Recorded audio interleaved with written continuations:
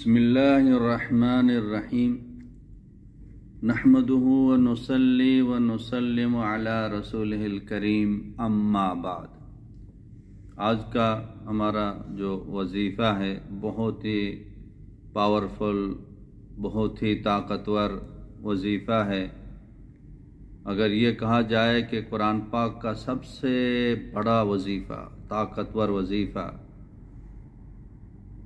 انبیاء علیہم السلام پر کوئی پریشانی آتی تھی، مصیبت آتی تھی تو وہ یہ وظیفہ پڑھتے تھے۔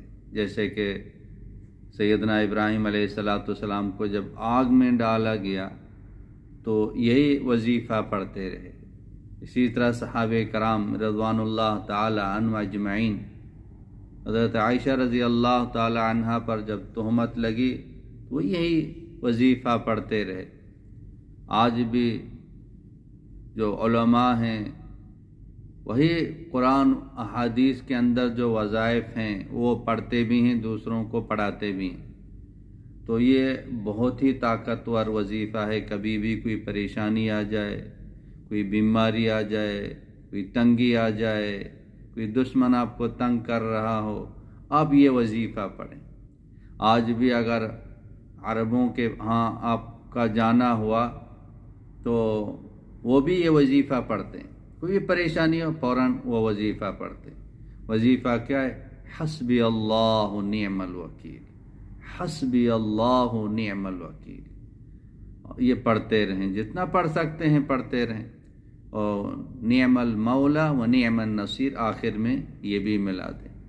میرے لیے اللہ پاک کافی ہے، اللہ اپنے بندے کے لیے کافی ہے۔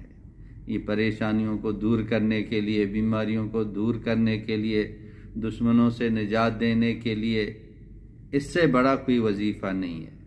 تو اس وظیفے کو خود بھی پڑھیں اور دوسروں تک بھی اس وظیفے کو پہنچائیں، تو بہت ہی پاورفل وظیفہ ہے۔